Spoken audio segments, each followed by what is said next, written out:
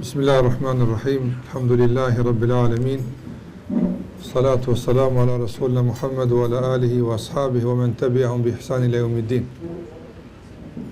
Fillimisht Allahun xhalla xhelalu e falenderojmë dhe vetëm prej tij ndihmë dhe falje kërkojmë.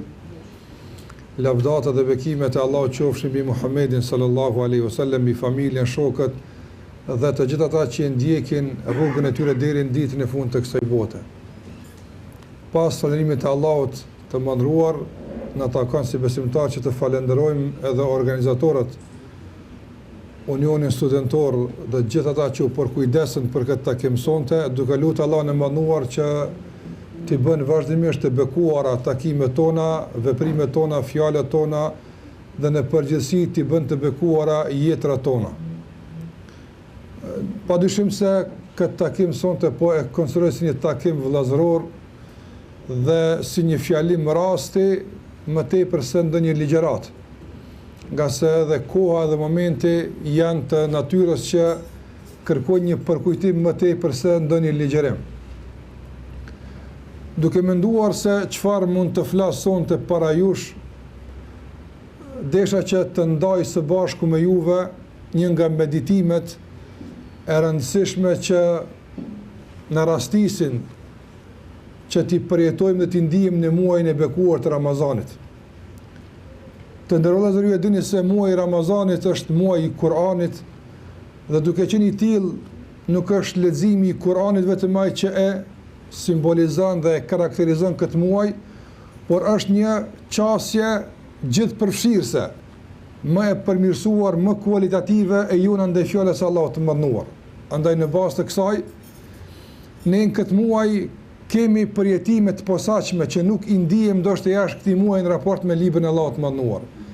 Madje na shfaqin edhe njohuri dhe kuptime të caktuara që ndoshta nuk e kemi ditur apo nuk e kemi njohur më herët. Dhe në kuadër të kësaj, njeriu fiton përvoja që quhen përvojat me librin e Allahut. Sikurse njeriu ka përvoja të shumta në jetën e tij, dhe disa janë të ëmbla, të këndshme, disa janë të hidhura, dhe mendoj se përvojat tona me librin e Allahut janë përvojat më të mira, më të këndshme, më të lezetshme që ne i përjetojmë në jetën e kësaj bote. Çfarë meditimi do të kishim pas mundësi me ndas sonte me juve? Duke pas parasysh se do të thotë organizimi është bërë nga studentët dhe të gjithë jeni studentë të rinj, kam menduar që të ndaj së bashku me juve meditimet rreth surës Kahf. Sureja e cila me të vërtet Allahu xhallahu ala ka përmbledhur në të jo vetëm dobi, por janë porosi aq të mëdha, saqë me një rast disa dietar kanë thënë shembujt e sjellur në surën Kahf janë të papërsëritur në tërë Kur'anin. A që e ka sjell Allahu në surën Kahf nuk e ka përsërit më në asnjë sure, e që nuk është zakon i sureve. Zakoni i sureve është përsëritja, dhe përsëritja e ka kuptimin e vet, dhe dietarët kanë ndarë atje në shkencën e Kuranit një kapitull të posaçëm që flet për urtësinë e përsëritjes. Por ja kësaj radhe në surën Kahf nuk kemi përsëritje. Por në surën Kahf kemi disa veçori të posaçme që besoj që neve bajagi shumë na hynë në punë dhe na duhen. Ne kemi nevojë në këtë kohë të sprovave, të sfidave të lloj-llojshme, të cilat janë edhe të natyrës së dilemave, dyshimeve, por janë më tepër edhe të natyrës së epsheve, të stuhive të ndryshme që na lkundin nga rruga e Zotit. Kemi nevojë shpeshherë për shpellë, atje ku strehohemi, ku mbrohemi, atje ku e ruajmë atë që kemi më të shenjtën. Zati dhe shpella është simbolike kësaj. Njeriu në të strehohet, fshehet, ik nga ditë që friksohet prej saj. Andaj pikërisht në bazë të kësaj edhe Allahu xhallahu ala ka emërtuar surën Kahf, surë të strehimit. Por kur shërben kjo surë si strehim? Kur mund të llogaritim ne se Kurani është strehimore e jon? E atëherë kur i kuptojmë drejt mesazhet e tij dhe atëherë kur ne e kuptojmë në çfarë na thot Allahu xhallahu xhelaluhu. Fillimisht më lejoni që ta bëj një prezantim të përgjithshëm të kësaj sure, nga se thash fjalimi im është i natyrës së meditimit, nuk është natyrë komenti dhe analize, andaj është i shkurtër. Komenti është tjetër çka? Është natyrë meditimi. Dhe meditimi nga njerë mjafton që tjetë ndoshta një rresht, një fjali, dy fjali, por shumë domethënëse, nga se buron nga një mendim i thellë dhe përjetim i posaçëm që njeriu e ndjen në raport me librin e Allahut të mëdhëruar. Fillimisht Allahu xhallahu ala të ndërlozur këtë sure të bekuar e ka mbushur me 4 shembuj. Dhe këta shembuj sikur që ceka janë të papërsëritur në suret e tjera. Andaj kemi tregimin e djelmoshave që në bazë të tyre ka marrë emrin sureja Kapina Kahf, banorët e shpellës, do të thotë sureja e shpellës. Askun Kur'an nuk përmendën më këta njerëz, pas në këtë sure. Pas kësaj kemi tregimin e atyre dy njerëzve që debatuan dhe diskutuan ndërmjet vete, njëri besimtar, tjetri jo besimtar, dhe gjithashtu ky dialog dhe këta njerëz nuk janë përmend askund në Kur'an. Pas kësaj kemi udhëtimin e Musaut alayhi salam, i cili është përsërit si tregim në shumë vende në Kur'an. Dhe shpesh herë përmendet ai dialogu i tij me faraonin, shpëtimi i tij nga zullumi i tij, përmenden përvojat e Musaut alayhi salam me Beni Israelit në shumë vende në Kur'an, por ja interesant, udhëtimi me Khidrin nuk është përmend askund në surën Kahf, veç një herë. Pas kësaj kemi shembullin e një udhëheci të mirë, Dhul-Karnenit, i cili gjithashtu është përmend gjithashtu me emër dhe me rast një herë në Kur'an në surën Kahf. Dhe veçoria tërë kësaj është se Allahu xhallahu ala fundin e kësaj sure e përmbyll me përmendjen e një xheneti që se ka përmend pas veç edhe një herë në Kur'an, ajo është Firdausi. Dhe gjitha këto provokojnë mendjen. Pse? Pse nuk është përmend askund kjo kështu më radhë?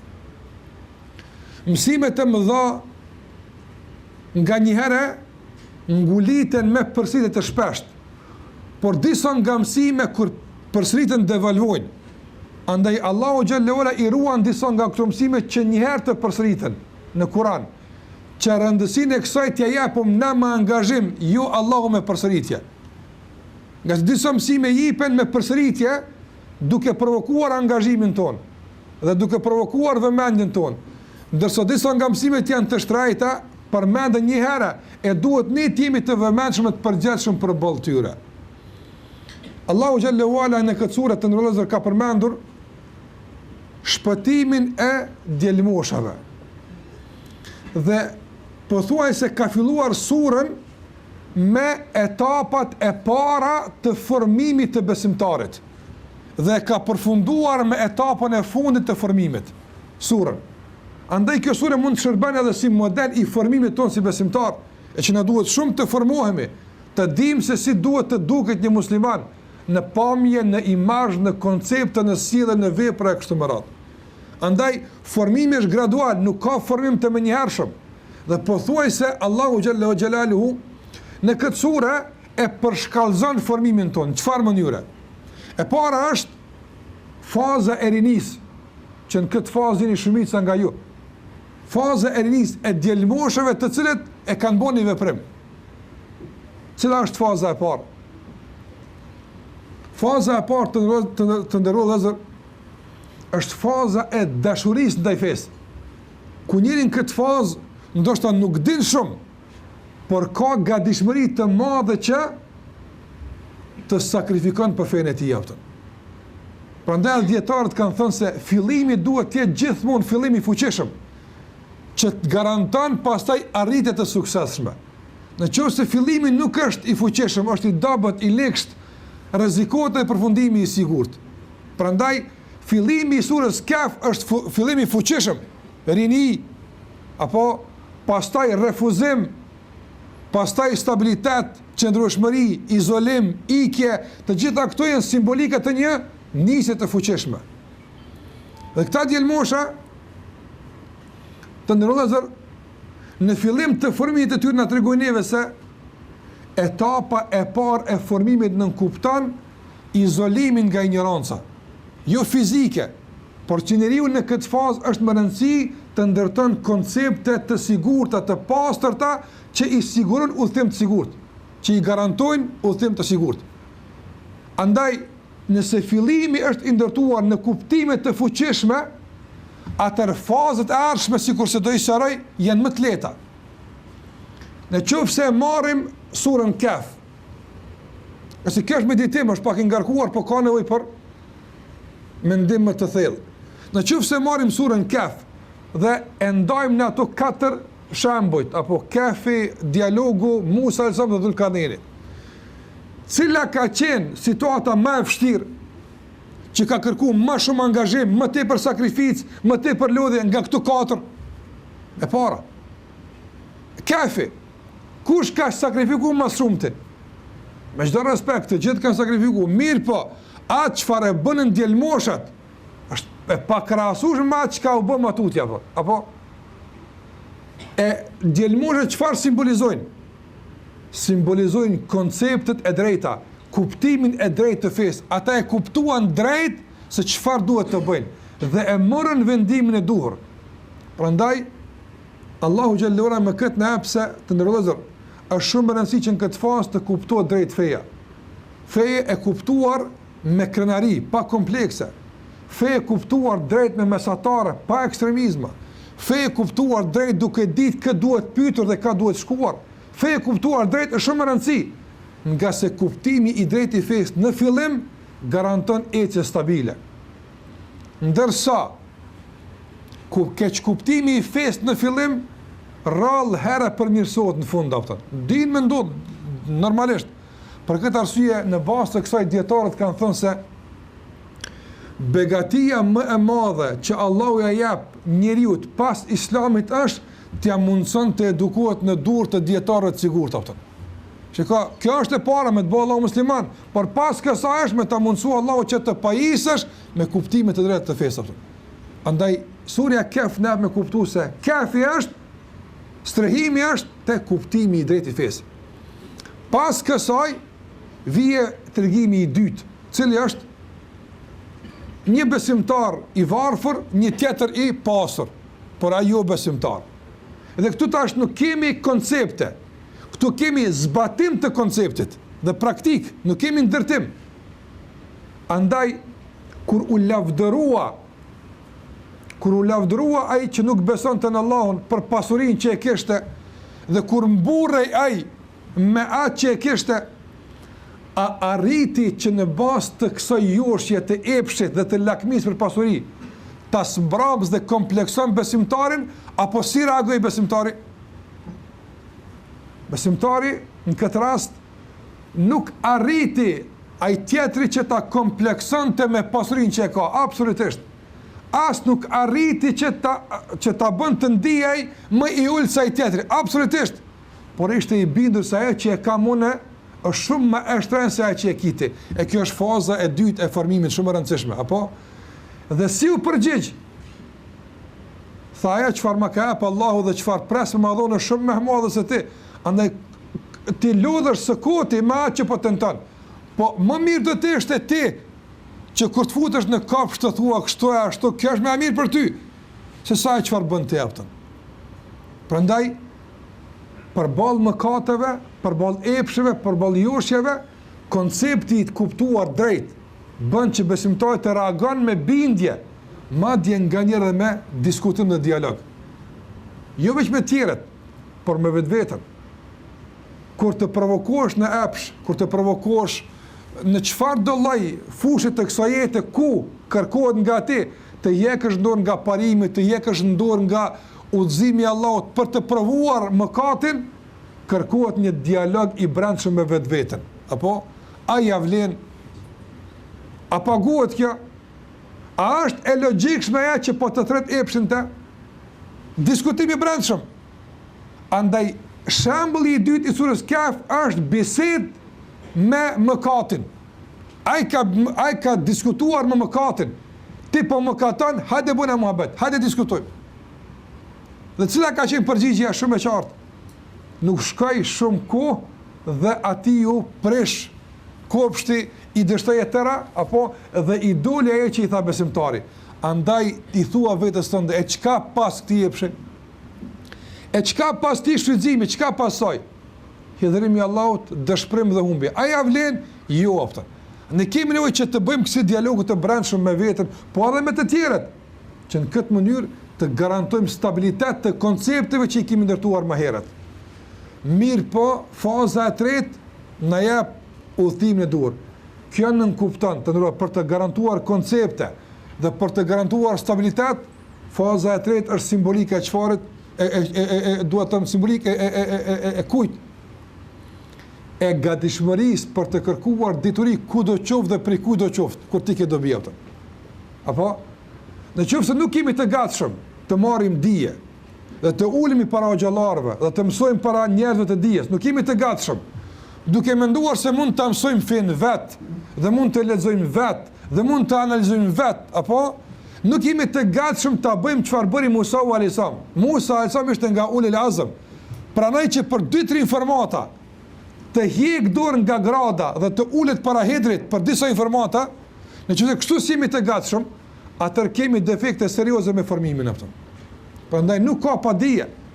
Dikush sot don të jetë stabil në rrugën e Allahut të mënduar, ndërsa nuk është i gatshëm të kërkon dije, nuk është i gatshëm të merr atë që i duhet, të mëson atë që ka nevojë, të ndëgjojë ligjërata.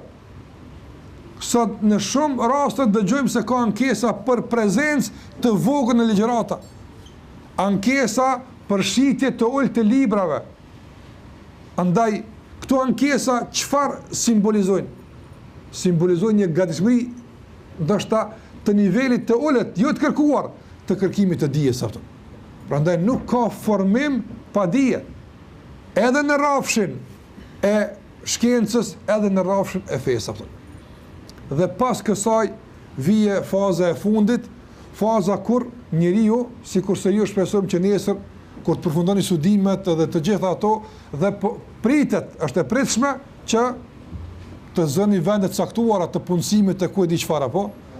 Dhe Allahu sill shembull e njeriu i cili din me usill edhe kur është i përndjekur si banorët e shpellës, por edhe kur është i fuqishëm aftë, sikur se Dhulkarneini aftë. A ka dallim mes banorëve të shpellës edhe a ka dallim mes Dhulkarneinit? Ka dallim në shembull, por nuk ka dallim në mesazh. Ata ju përgjigjen Allahut në varfëri, por edhe ky ju përgjigj Allahut në pasuri aftë. Që me kuptues se besimtari, pavarësisht situatave të kësaj bote, në shëndet dhe në smundje, në vështirësi dhe në lehtësi, në pasuri dhe varfëri, mbetet rob i Allahut i pandryshueshëm aftë. Nuk e ndryshojnë situatat, as gjendjet, mbetet gjithmonë i përkushtuar adhurimit të Allahut xhallahu ala. Prandaj surja Kaf thash, me të vërtetë në bazë të kësaj na e arsyeton në masë të madhe pse duhet lexuar çdo javë këtë sure dhe vazhdimisht këtë sure. Thash pikërisht se fillimisht në prezantimin e përgjithshëm prezanton etapat e formimit dhe shumë të rëndësishme për neve si besimtar. Ndërsa nëse i kthehemi si fazë përmbyllëse të kësaj që dua ta them, pjesë e parë që është për neve më rëndësi, çfarë i bëri realisht banorët e shpellës ta gëzojnë kujdesin e Allahut të mëdhenuar. Nga sa është shumë çudi kujdesi i Allahut ndaj tyre. Allahu bëri ndryshime kozmologjike, u thyen rregullat e ligjeve të natyrës që Zoti ka vendosur, u thyen, për kë u thyen? Për një grush djalmoshash. Për çfarë arsye? Pse ata merituan kujdesin e Allahut xhallahu ala? A kemi bundën e këtë pyetje? Pse Allahu kujdes për ta? Përgjigjen e keni në surën nëse mediton atë. Unë dua ta përmbledh shkurt thash, nuk është ligjërat, nuk është koment, është thjesht material për meditim në këtë muaj të bekuar, pasi që prezantuam atë prezantimin e përgjithshëm të meditimit, një prezantim më i detajzuar që ka të bëjë vetëm me pikën e parë. Në qoftë se e merr të ndërozur dhe e mediton tregimin e banorëve të shpellës, pse Allahu u kujdes për ta. Allahu xhallahu ala u ka ruajtur imanin, u ka ruajtur fen një kohë shumë të vështirë, madje shumë më të vështirë se kohrat tona. Dhe mbetën besimtar, mbetën faqebar, pa ajo çka është më e mira, subhanallahu. Ata u bën shembull i përmirësimit të shoqërisë e jo kundërta. Shoqëria nuk arriti ata që ti devijan, por ata arritën që shoqërinë ta përmirësojnë duke qenë në gjumë. Kjo është shumë e fuqishme, shumë interesant. Na dim se dikush ka arrit duke u angazhu, por dikush duke flajt tjetë më përmirësu, si ndodhe kjo Allah? Pse u dha Allahu këtë nder? Nga se dini, fillimi i surës Kehf është për ndjekje, për fundi çka është? Tu ndërtojmë një faltore, tu ndërtojmë një përmendore, tu ndërtojmë diçka, do të thotë ishte pranim i vlerave të tyre. U pranuan, dikur u pranuan. Edhe pse në fillim i refuzonin. Pse u bën kaq të respektuar të djem? Pse e merituan kujdesin e Allahut të mëdhenuar? Thash përgjigjen e ke në surën Kehf, mirë po disa pika në shpejtësi. E para, të ndërlozër banorët e shpellës, ata djelmoshat, e keshin shumë të kristalizuar çështjen e besimit. Subhanallah, kur përmendet besimi i tyre në Kur'an, dhe pse përmendet shumë shkurt, pak ajete, 2-3 rresha, shumë shkurt, mirë po ata besimin e tyre nuk e përdoren për të luftuar të tjerët. Besimin e tyre ata nuk e përdoren për të debatuar me të tjerët. Besimin e tyre nuk e përdoren për të nënçmuar të tjerët. Por besimin e tyre e përdoren për dy çështje. E para, dhimbshmëri për popullet e tyre. Pse ata janë të udhëzuar? Dhe e dyta, imunitet që të ruhen nga dilemat e asaj kohe. Andaj e njohën Allahun mirë. Ata dolën nga vendi i tyre duke kërkuar vend strehim. Nga se ishin të bindur se Allahu xhallahu ala që kishin besuar atë nuk do t'i lënë të pastrehuar. Prandaj besimi i në Allahun është njohja e tij, është sjell mendimin e mirë për Allahun, bindjen e tij, mbështetjen e tij, shpresën e tij, frikën ndaj tij e kështu me radhë. Prandaj kërkojmë besim kualitativ, cilësor, që ndërtohet në njohjen e Allahut të mëdhenuar dhe ndërtohet në përmirësimin e gjendjes tonë. E dyta që të bie në sy kur lexon për banorët e shpellët të ndërrullazër është shoqërimi i tyre ato. Andaj ai që don të ruhet dhe të kujdeset nga ana e Allahut dhe të jetë i strehuar nga sprovat e ndryshme, duhet të jetë i shoqëruar me njerëz të mirë, me besimtar. Prandaj a jemi sot ne të vëllazëruar dhe shoqëruar të bashkuar sa duhet mes vete? A i ndihmojmë sot njëri tjetrit në fe sa duhet, apo fatkeqësisht mund të bëhemi shkaktar që ndokush nga muslimanët apo ti dobësohet besimi, apo të rrëshqet në mëkate, apo të preferon shoqëri tjetër më mirë se me këta që flasin për gjëra të kota dhe pa lidhje dhe banale. Shoqëria e mirë, ata ishin të shoqëruar dhe të lidhur fort mes vete. Dhe kjo shihet deri nga fillimi deri në fund. Sa për ta ilustruar këtë shoqëri të mirë, fillimi i tyre dolën së bashku, ushtruan së bashku dhe kur u ngritën ishin të organizuar. Shiko, tha njëri nga ne duhet me shku, shko ti. U bo, shkoj ai. E dini kush duhet me shku, kush duhet të ndëgjohet. Ishin pak, ishin 7, por ishin shumë të organizuar. Prandaj kujdesi dhe mëshira e Allahut vije kur jemi të bashkuar, të vëllazëruar, kur duhemi si duhet, të organizuar si duhet. Ajo që të bie në sy gjithashtu kur lexon për banorët e shpellës dhe të vije si përgjigje pse Allahu u kujdes për ta dhe pse shpëtuan e që neve na duhet shumë ky kujdes sot, të nderuar të bie në sy gjithashtu vendimarrja e duhur. Vendimarrja e duhur. Sot fatkeqësisht shpesh herë djem të ri nuk marrin vendime të duhura. Ose i marrin të vonuara, ose të hershme, ose të gabuara ato. Ka përjashtime, padyshim, por po them se duhet ta përmirësojmë mënyrën e vendimarrjeve ato. Nga se nga njëre vendimarrja nënkupton prerje, ndërsa ne jemi të hamendur. Dikun vendimarrja nënkupton për shkallëzim, ndërsa ne jemi të ngutur. Nga njëre vendimarrja nënkupton konsultim, ndërsa ne kemi vendimarrje individuale, pa konsultime e kështu me radhë ato. Prandaj është shumë rëndësi Allahu xhalla xhelaluhu, edhe pse Muhamedi sallallahu alaihi wasallam ishte i udhëhequr me shpallje, Allahu i tha wa shawirhum fil amr, konsulto me ta. Për sa punë, për sa vendime tuaja konsultuar si duhet. E ke marrë vendime duhet, por me konsultimet e duhura. Nga se nuk mundesh vet. Andaj ata kishin konsultime zvete, apo him këtu, po shkojmë këtu, po marrim kët, apo andaj vret një konsultim dhe marrje e vendimit e duhur. Atëherë kur u desh të largohen, pikrisht atëherë u largohen. Dhe vendosën se a do të vazhdojmë më tutje që të kërkojnë strehim tek njerëzit në fshatin e radhës, apo do të futen në shpellë, u futën në shpellë. Kjo është vendimarrje. Por vendimarrje që erë si pasojë e konsultimit dhe vendimarrje e dur që u analizuan të gjitha rrethanat. Prandaj sot ndoshta na mungon analizimi i gjërave për të marrë vendimin e dur.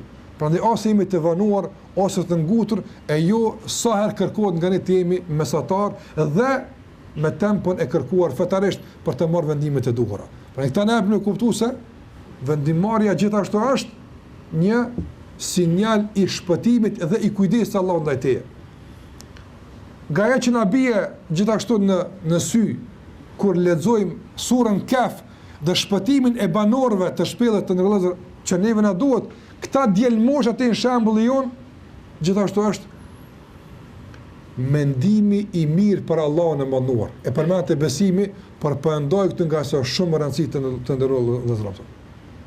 Mendimi i mirë që nënkupton optimizmin, që nënkupton inkurajimin, mendimi i mirë për Allahun që lufton çdo thërmi të pesimizmit dhe dekurajimit dhe zhgënjimit, nuk ka vend për zhgënjim, nuk ka vend për dekurajim.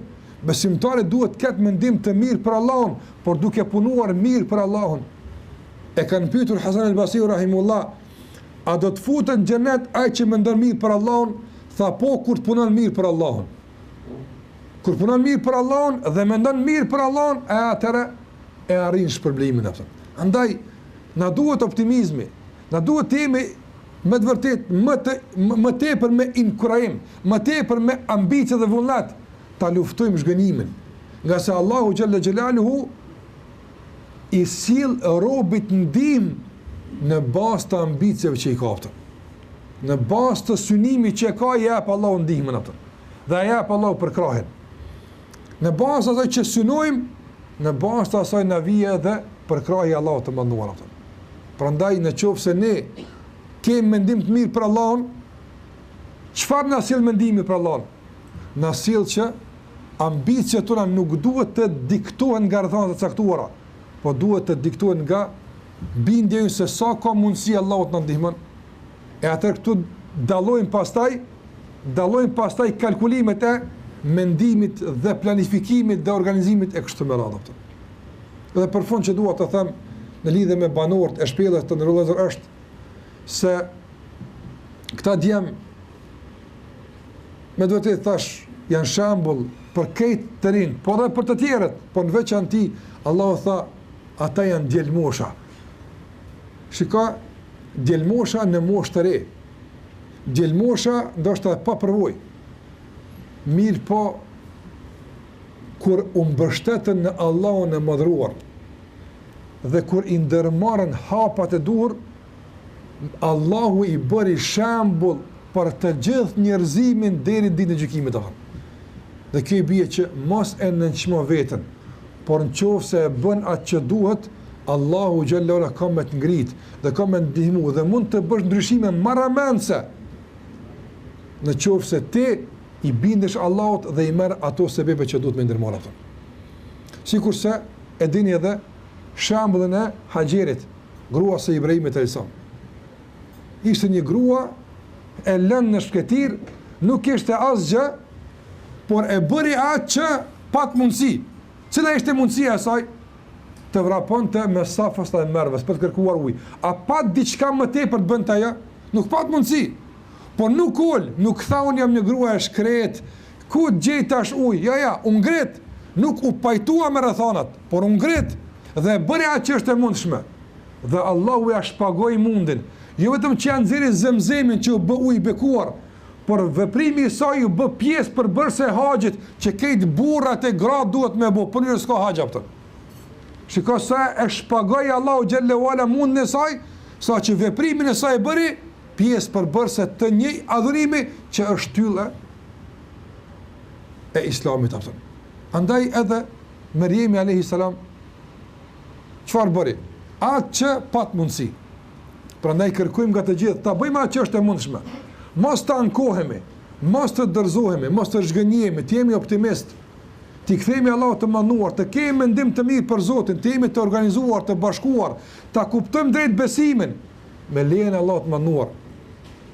Do të na bën Allahu strehimore dhe freski edhe në kohët e vapave, edhe në kohën e sfidave, në kohën e të lasheve, ku ty s'ta mërmenja, Allahu xhallahu ala të bën strehim dhe të bën kujdes. Dhe ata që vrapojnë dhe angazhohen, ta përmbyllim tërë këtë, ata që vrapojnë dhe angazhohen, ata që janë ambicioz, surja Kehf është shembull për ta. Çdo shembull i surës Kehf është shembull i ambicieve. Andaj Allahu tha: innal ladhina amanu wa amilus salihati kanat lahum jannatul firdausi nuzula. Ata që kanë besuar dhe kanë bërë punë të mira, për ta Allahu ka përgatitur Firdausin. Xheneti Firdaus është xheneti më i lartë, është përmend 2 herë në Kur'an. Në cilën sura? Mu'minun edhe Kehf. Mu'minun është përmend pas një varg veprimesh, besimtarë ata që bëjnë kështu, e kur janë lodhë së punuari dhe kanë kryer çka duhet, Allahu ka thënë ulaika alladhina yarithuna al-firdaus, këta kanë me e trashëguar Firdausin. Edhe në Kehf ka pru shembuj të ambicie dhe të vullnetit, e ka pru Firdausin.